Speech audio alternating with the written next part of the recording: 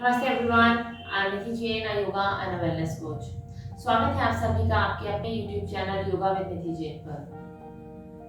आप लोगों ने सुना ही होगा कि बहुत से लोग कहते हैं कि मुझे थायराइड प्रॉब्लम है। काफी लोगों का वेट बढ़ जाता है तो वो बोलते हैं मुझे थायराइड है। क्या है ये थायराइड? थायराइड एक ऐसा ग्लैंड है जो हमारे थ्रोट रीजन में स्थित होता है और यह बटरफ्लाई की शेप का होता है। थायराइड ग्लैंड दो हार्मोन्स बनाता है, T3 एंड T4, और यह हार्मोन्स हमारे बॉडी के मेटाबॉलिज्म को रेगुलेट भी करते हैं। साथ ही साथ यह हार्मोन्स हमारे बॉडी के बहुत इंपॉर्टेंट कामों को कंट्रोल करने में हमारी मदद करते हैं, जैसे कि breathing, heart rate, body temperature, body weight, menstrual cycle, muscle strength etcetera. अगर अभी तक आप लोगों ने चैनल सब्सक्राइब नहीं किया है तो सब्सक्राइब करना मत भूलिएगा ताकि आप मेरे आने वाले वीडियोस को मिस ना करें। थायराइड दो तरीके का होता है, hypothyroid and hyperthyroid. HYPO hypo, HYPER hyper. अभी सबसे पहले हम बात करेंगे हाइपरथायराइडिज्म की। हाइपरथायराइड का क्या मतलब है? हाइपरथायराइड एक ऐसी कंडीशन है जहां आपके थायराइड हार्मोन्स का सीक्रेशन ज़्यादा होता है। यहाँ पर हमारा मेटाबॉलिज्म फास्ट हो जाता है। अब हम जानते हैं कि इसके लक्षण क्या क्या हैं। हाइपरथायराइडिज्म के क्या क्या सिम्टम्स होते हैं? इरिटेशन, एंजाइटी, मूडीनेस, बहुत ज़्यादा स्वेटिंग, वेट लॉस, आपको भूख ज़्यादा लगने लगती है, आपका एपेटाइट इंक्रीज हो जाता है, आप सेंसिटिव हो जाते हैं हाई टेम्परेचर की तरफ, आपको गर्मी ज़्यादा लगने लगती है, आपकी हार्ट बीट फास्ट हो जाती है, आपको हेयर लॉस होने लगता है, आपके हैंड्स में ट्रम्बलिंग होने लगती है। तो ये सारे कुछ सिम्टम्स हैं और लक्षण हैं हाइपरथायराइडिज्म के। अब हम जानते हैं कि हाइपोथायराइड किसे बोलते हैं। हाइपोथायराइड एक ऐसी कंडीशन है जहां पर थायराइड हार्मोन्स का सीक्रेशन कम होता है, जिसकी वजह से हमारा मेटाबॉलिज्म भी स्लो हो जाता है, तो आपको हर चीज़ स्लो नज़र आती है। अब हम जानते हैं कि हाइपोथायराइडिज्म के क्या क्या लक्षण हैं और क्या क्या सिम्टम्स होते हैं। वेट गेन, क्योंकि हर चीज़ स्लो होती है तो हमारा वेट गेन होने लगता है। हम टायर्ड बहुत जल्दी हो जाते हैं, हम सेंसिटिव हो जाते हैं कोल्ड टेम्परेचर की तरफ। जब हमें थोड़ी देर में अगर एसी ऑन है तो हमें थोड़े टाइम के बाद में ठंड लगने लगेगी। डिप्रेशन भी एक सिम्टम है हाइपोथायराइडिज्म का। मेमोरी प्रॉब्लम, आप कुछ चीज़ें भूल जाते हैं। कॉन्स्टिपेशन, मसल वीकनेस, आपका स्किन और आपके हेयर्स का ड्राई होना, आपके पीरियड्स में इरेगुलरिटी या फिर हैवी पीरियड्स होना, ये सारे सिम्टम्स हाइपोथायराइडिज्म के हैं। इन दोनों तरीकों में, हाइपर एंड हाइपोथायराइडिज्म में, हाइपोथायराइड जो कि बहुत ही कॉमन प्रॉब्लम है और ये बहुत ही कॉमन है वुमेन में। तो आज के इस वीडियो में हम जानेंगे ऐसे योगा आसनास और प्राणायाम्स के बारे में जो हमें हाइपोथायराइडिज्म को मैनेज करने में या बैलेंस करने में हम लोगों की मदद करेंगे। इस वीडियो को पूरा ज़रूर देखिएगा। मैं वीडियो के एंड में आप लोगों से कुछ हेल्दी डाइट टिप्स जो कि हम हाइपोथायराइडिज्म के केस में फॉलो कर सकते हैं, उसे मैं आप लोगों से शेयर करूंगी। तो वीडियो ज़रूर पूरा देखिएगा, बीच में स्किप मत कीजिएगा। तो चलिए देखते हैं हमारे प्राणायाम और योगासनास।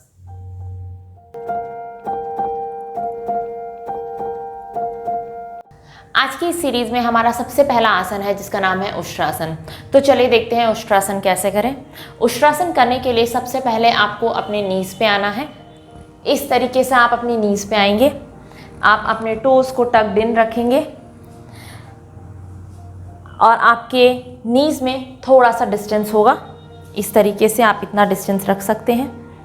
उसके बाद हमें इनहेल करते हुए हमारे राइट हाथ को अपने राइट हील पे लगाना है और लेफ्ट हाथ को लेफ्ट हील पे लगाता है। एक बात का आपको जब ध्यान रखना है, जब हम बैक बेंड करेंगे आपका ये जो 90 डिग्री एंगल है वो हमेशा मेंटेन रहेगा। सो ये चीज़ आपको ध्यान में रखते हुए अपने हिप्स को थोड़ा सा पीछे करना है। कई लोग होते हैं जो इस 90 डिग्री एंगल को ब्रेक कर देते हैं तो उतना इफेक्ट हमें उष्ट्रासन में नहीं मिलता है। तो चलिए देखते हैं कैसे करें। हम इनहेल करते हुए अपने राइट हाथ को ऊपर उठाएंगे और राइट हील को पकड़ेंगे, उसके बाद लेफ़्ट हैंड को उठाएंगे, लेफ़्ट हील को पकड़ेंगे। कोशिश कीजिए आपका 90 डिग्री एंगल बना रहे और आप अपनी नेक को इस तरीके से पीछे की तरफ डालेंगे एंड इनहेल यहाँ नॉर्मल ब्रीदिंग के साथ रहेंगे। जब हम उष्ट्रासन कर रहे हैं तो हमारी नेक पीछे की तरफ से बेंड हो रही है और हमारे थ्रोट में बहुत अच्छा स्ट्रेच आ रहा है। ये हमारे थायराइड ग्लैंड का सर्कुलेशन बढ़ाता है और साथ ही साथ पिट्यूटरी ग्लैंड का भी सर्कुलेशन बढ़ाता है। अपनी कैपेसिटी के अनुसार रुकेंगे और फिर एक्सहेल करते हुए धीरे से पोस्चर रिलीज़ करेंगे। इसके बाद हमारा अगला आसन जिसका नाम है सर्वांगासन और शोल्डर स्ट्रेंथ। सर्वांगासन करने के लिए आपको अपनी बैक पे लाई डाउन करना है। हम देखेंगे ये कैसे करें। उससे पहले मैं आप लोगों को बता दूं कि सर्वांगासन हम नॉर्मल तरीके से देखेंगे और उसके साथ साथ एक वेरिएशन भी देखेंगे सर्वांगासन का। अगर जो लोग डायरेक्टली सर्वांगासन नहीं कर सकते हैं तो वो वॉल के सपोर्ट से सर्वांगासन कैसे करें वो भी हम जानेंगे। तो चलिए पहले देखते हैं नॉर्मल सर्वांगासन, उसके बाद इसका एक वेरिएशन। शोल्डर स्ट्रेंथ को करने के लिए आपको अपनी बैक पे लाई डाउन करना है। तो चलिए देखते हैं कैसे करें। ये हम अपनी बैक पे आ गए हैं। इसके बाद हमें अपनी जगह पे इनहेल करना है और एक्सहेल करते हुए हम अपने लेग्स को ऊपर की तरफ उठाएंगे, लेग रेजर्स की तरफ। उसके बाद हम अपने हिप्स को अपने हैंड से सपोर्ट करके उसको और लिफ्ट अप करेंगे ताकि आप अपने शोल्डर पे आ सकें। अगेन जिसकी जितनी कैपेसिटी है उसके अनुसार जाइए, वहाँ हम रुकेंगे आराम से, जितना कैपेसिटी है उसके हिसाब से रुकिए। फिर हम धीरे से पोस्चर रिलीज़ करेंगे, वो देखेंगे कैसे करते हैं। चलिए देखते हैं। Inhale at your place, exhale करते हुए पाँव को उठाइए, हिप्स पे हाथ लगाइए और लिफ्ट अप कीजिए जितना हो सकता है। कोशिश कीजिए आप अपने शोल्डर्स पे आएँ और रिलैक्स कीजिए। स्टे। यहाँ हम नॉर्मल ब्रीदिंग के साथ रुकेंगे जितना हो सकता है उतना।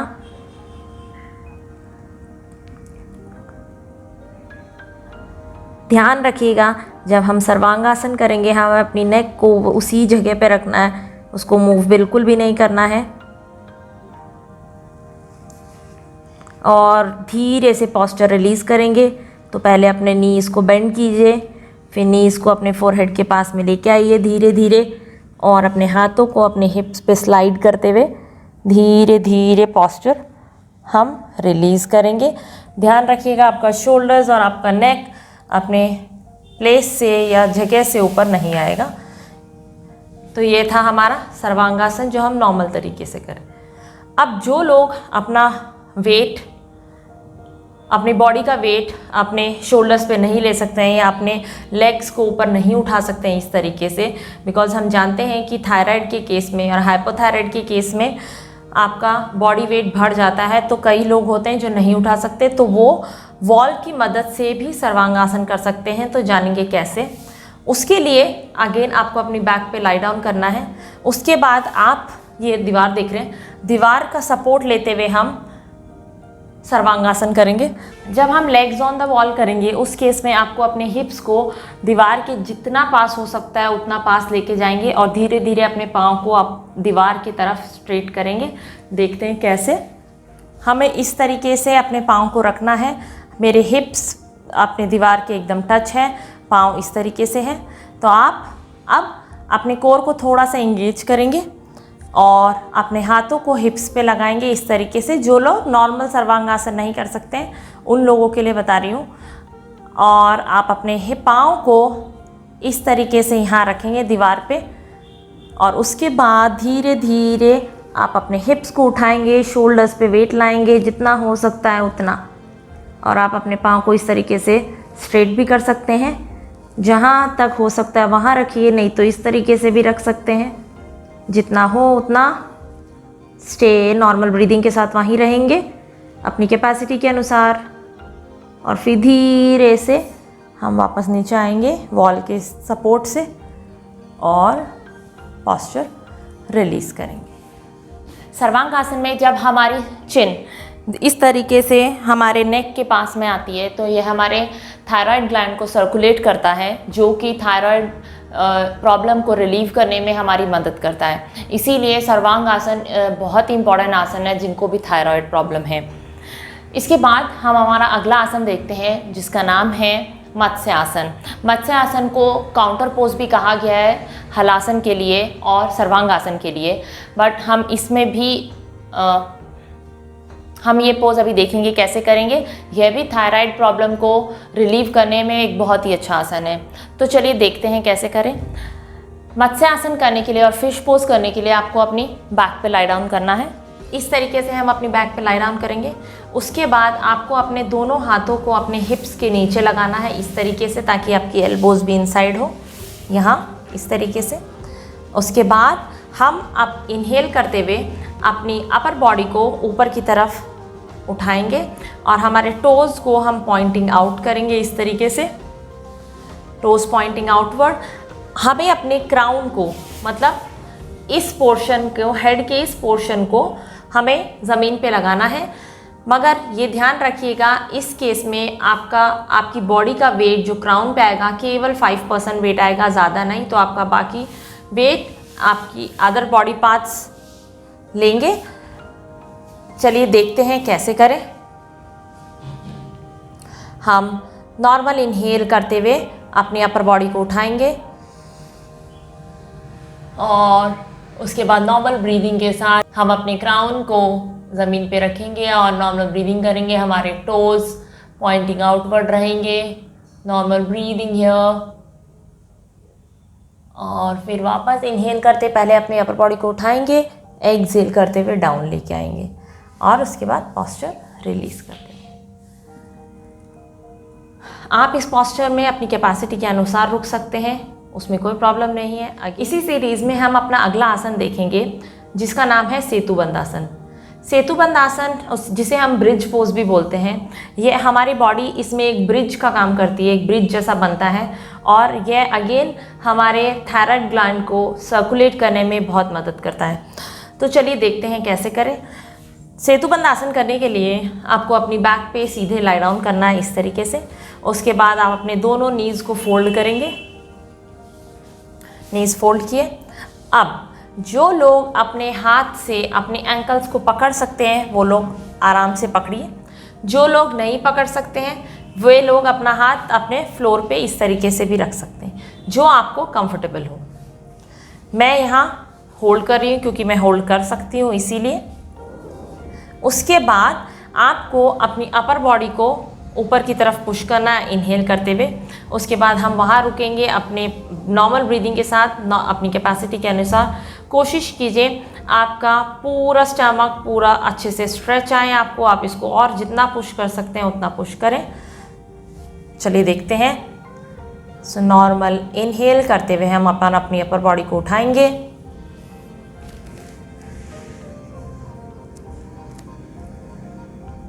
जितना हो सकता है उतना उठाइए। नॉर्मल ब्रीदिंग और धीरे से हम वापस नीचे आ जाए। आज की सीरीज़ में हमारा अगला आसन जिसका नाम है सिंहासन और लायंस पोज।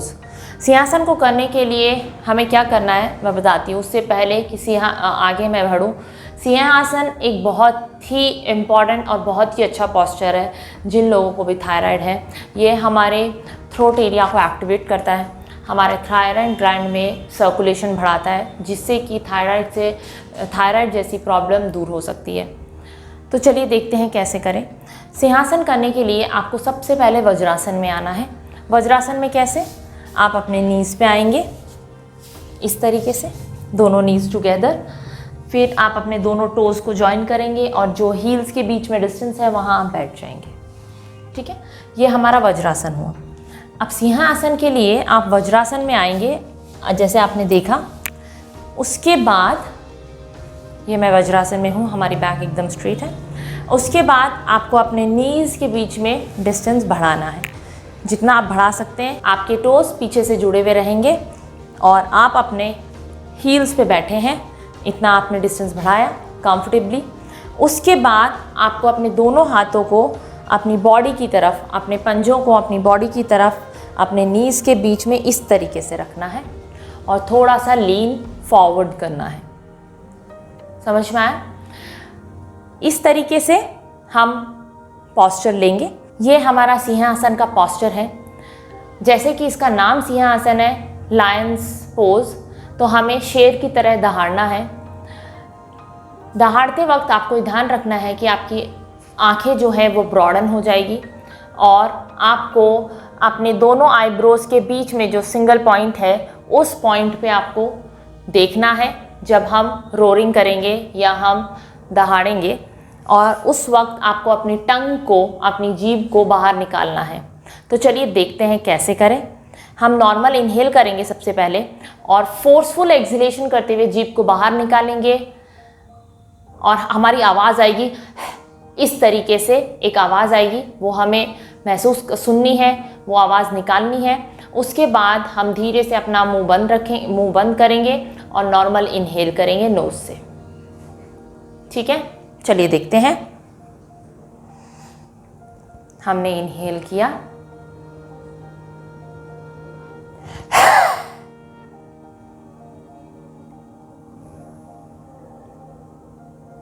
ये था हमारा सिंहासन। मैं एक बार और बता देती हूँ हमारा पोस्चर। उसके बाद हम नॉर्मल इनहेल करेंगे और हम मुंह से एक्सहेल करते हुए, मुंह खोलते हुए जीभ बाहर निकालेंगे एक्सहेल करते हुए वहाँ। उसके बाद हम नॉर्मल मुंह बंद करके इनहेल करेंगे। चलिए इनहेल,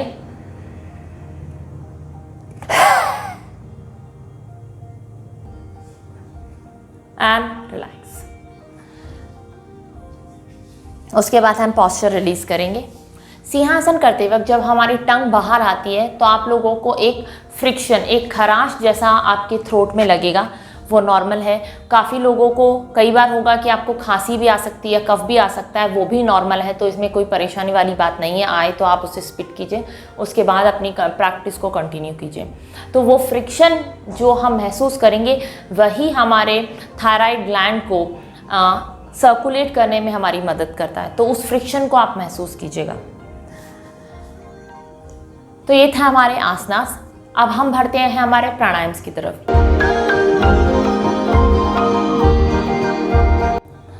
सबसे पहला प्राणायाम जो थायराइड के लिए जिसे बोला गया है कि एक रामबाण उपाय है, उस प्राणायाम का नाम है उज्जयी प्राणायाम। उज्जयी प्राणायाम करने के लिए आपको अगेन सीधा सुखासन में बैठना है। इस तरीके से आप अपने हाथों को, अपने पाम्स को थाइस के ऊपर रख सकते हैं इस तरीके से, और पाम फेसिंग अप भी रख सकते हैं। आपकी शोल्डर रोल बैक रहेंगे, आपकी बैक एकदम स्ट्रेट एंड रिलैक्स रहेगी। उज्जयी प्राणायाम करते कहते हैं, इसे हम विक्टोरियस ब्रेथ भी बोलते हैं। करना क्या है इसमें, आपको अपने जैसे आप अपने गले को और थ्रोट को थोड़ा टाइट कीजिए। जैसे कि सपोज कीजिए आपने कुछ खाया और जैसे आप उसे निगलेंगे या स्वेलो करेंगे तो वो यहाँ हमारे एपिग्लॉटिस और इस पार्ट से नीचे उतरता है, तो हमें उस पार्ट को नीचे उतरने से रोकना है। हमें वहीं पे अपने थ्रोट को कंस्ट्रेंट करना है, जैसे टाइट रखना है यहाँ से। उसके बाद एक फ्रिक्शन सा जनरेट होगा जब हम इनहेल करेंगे। इनहेल हमें अपने नोज से करनी है, नॉर्मल इनहेल अपनी कैपेसिटी के अनुसार। हम जैसे जैसे इनहेल करेंगे आपको यहाँ एक फ्रिक्शन, आपके गले में एक फ्रिक्शन महसूस होगा। जैसे हम खराश करते हैं तो आपको पता चलेगा कि खराश किस पार्ट में हो रही है। जिस तरीके से, जैसे एग्जाम्पल, तो आप अगर इस तरीके से करके देखेंगे तो आपको पता चलेगा कि एक पर्टिकुलर पॉइंट है या एक जिस पार्ट पे ये जैसा खराश जैसा आपको महसूस हो रहा है, वही पार्ट हमें कंस्ट्रेंट करना है, वही पार्ट हमें टाइट रखना है। उसके बाद हम इनहेल करेंगे अपने नोज से, जो कि जब हम इनहेल करेंगे उसके बाद आपको वो कंस्ट्रेंट और वो खराश महसूस होगी। उसके बाद हमें इमीडिएटली अपने नोज से ही एक्सहेल करना है। सिंपल है, थोड़ा टाइम लगेगा आपको इसको सीखने में, हो सकता है थोड़ा टाइम लगे, मगर कोशिश कीजिए और आप ये कर लेंगे। तो चलिए देखते हैं कैसे। नॉर्मल हम बैठे, हम पहले अपने गले को और थ्रोट को टाइट करेंगे।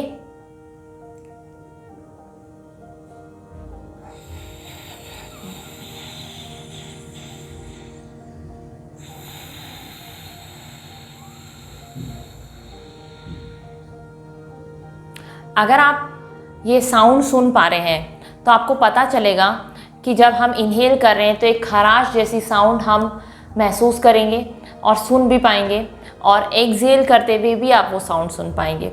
कई बार होगा कि आप सिर्फ इनहेल करते हैं तभी सुने, एक्सहेल में नहीं सुनाई दे, कोई बात नहीं, इनहेल करते हुए वो साउंड आना बहुत ज़रूरी है।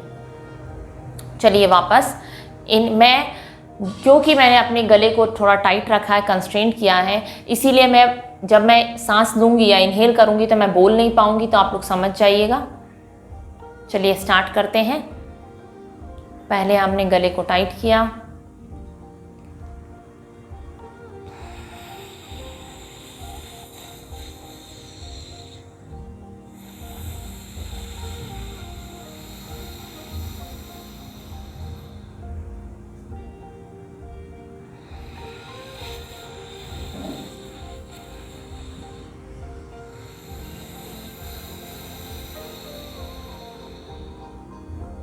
और रिलीज।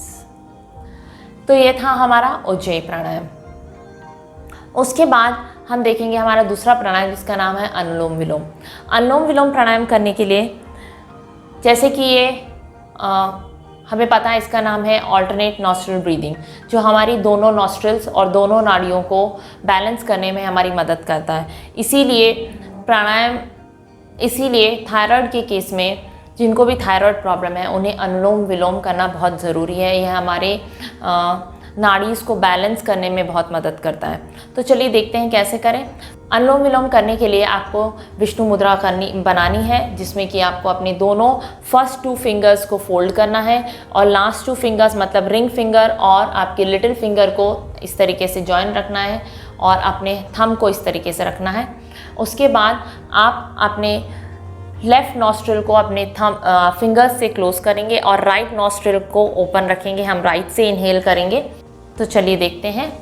हमने लेफ़्ट नॉस्ट्रिल बंद किया, राइट से inhale, inhale right, 1 2 3, exhale left, 1 2 3, inhale left, 1 2 3, exhale right, 1 2 3, inhale right, 1 2 3, exhale left, 1 2 3, inhale left, 1 2 3, exhale right, 1 2 3 and relax. तो ये हमारे हुए 2 राउंड्स, कंटिन्यूसली 2 राउंड अनुलोम विलोम के। तो ये थे हमारे प्राणायाम्स। अगर आप लोग ये सारे आसनास और प्राणायाम रेगुलरली डिसिप्लिन से रोज़ करेंगे तो डेफिनेटली आपको इस प्रॉब्लम से छुटकारा ज़रूर मिलेगा।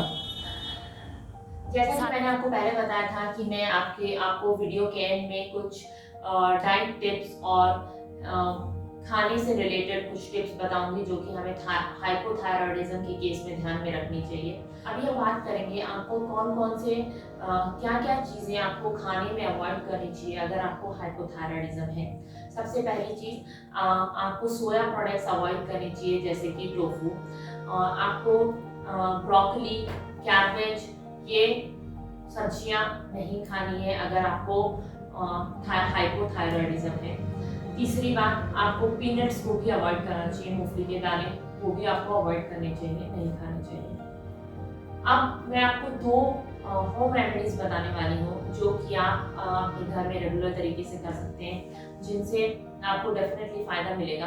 तो पहली चीज़, जो हमारा साबुत धनिया होता है, वो साबुत धनिए को आप थोड़ा सा क्रश कर लीजिए। क्रश कैसे, या हमें ग्राइंडर में उसे क्रश नहीं करना है या मिक्सी में क्रश नहीं करना है, उसे आप जैसे कि हम उसे कूट लें थोड़ा सा, या आप चकला बेलन पे भी उसे थोड़ा सा बेल लें और क्रश कर लें, उनके छोटे टुकड़े हो जाए। उसको आप एक बॉक्स में भर के भी रख सकते हैं। साबुत धनिए को आप इस तरीके से क्रश कर लीजिए। क्रश करने के बाद में आप उसे एक बॉक्स में भर के रख दीजिए। हर रात को आप 1 गिलास पानी में 2 चम्मच वो ग्राइंड किया हुआ धनिया वो आप उसमें मिक्स कर दीजिए।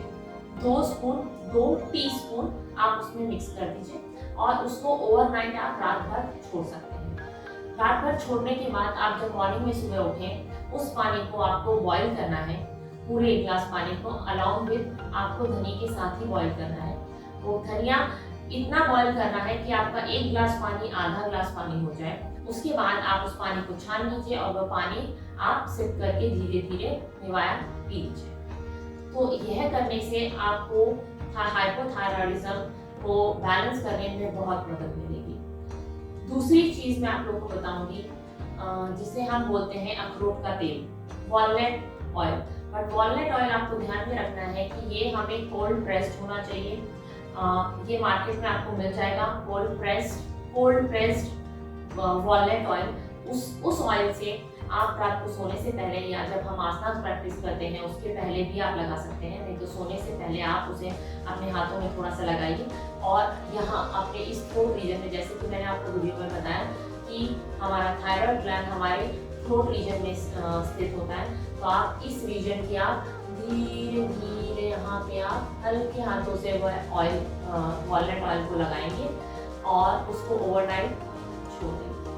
और ये लगाने से भी इसके भी बहुत अच्छे फायदे आप लोगों को मिलेंगे और यह भी हमें बैलेंस, हमारे हाइपोथायराइड को बैलेंस करने में हमारी बहुत मदद करेगा। तो ये थे कुछ होम रेमेडीज। आशा करती हूँ आप लोगों को ये वीडियो पसंद आया होगा। कृपया लाइक करके कमेंट करके बताएं वीडियो कैसा लगा। अगले वीडियो में आप लोगों के साथ फिर से मिलूंगी, तब तक के लिए नमस्ते।